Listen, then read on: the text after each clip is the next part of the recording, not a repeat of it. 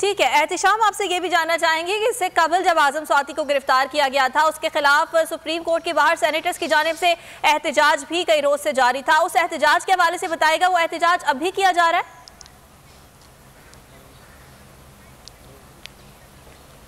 हाँ जी बिल्कुल, आजम स्वाति जब गिरफ़्तार हुए, गिरफ़्तारी के बाद जब उनके बाकायदा जुडिशल हुए, उसके बाद उनकी ज़मानत हुई। ज़मानत के बाद जब उन्होंने अपने अंदर के अहवाल बताए, जो इल्ज़ामात उन्होंने इदारों पे लगाएं कि किस तरह का उन पर तशद्दुद हुआ और मुख्तलिफ़ किस्म की उन्होंने बातें की, तो उस हवाले से जो सेनेटर हैं उन्होंने, जो ख़ास के शहजाद वसीम है, वो हर दिन एक प्रोटेस्ट कर रहे थे।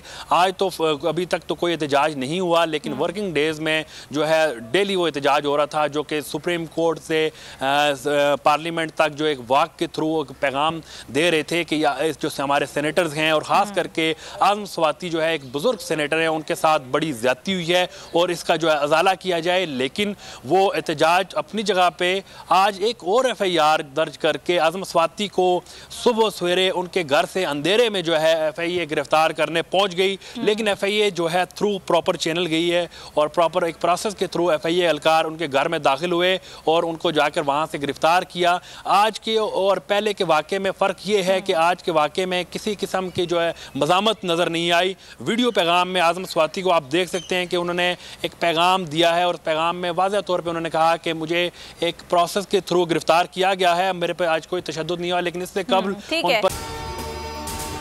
अगर आपको ये वीडियो पसंद आई तो लाइक पर क्लिक करें। आप ये समझें, ये जो हक है ना, हक पे खड़े रहना और हक को बोलना, ये दूर से लगता है तन्हा हो गए लोग। आप खान साहब को देखें, तन्हा दिखाई देने, सारी जमातें मिलकर उनके खिलाफ हैं, लेकिन आज भी पाकिस्तान की आवाम उस हक की आवाज़ के पीछे जो है 80% से ज़्यादा आवाम उनके साथ है। सेम एग्जैक्टली इसी तरीके से बोल की कहानी है भाई, बिल्कुल अलग आपको तन्हा दिखाई देगा, हर जगह आपको खड़ा हुआ नजर आएगा, हटेगा नहीं किसी चीज़ से। और उसके साथ भी 80% आवाम अगर आज आप देखें तो उसे बोल दिख रही है।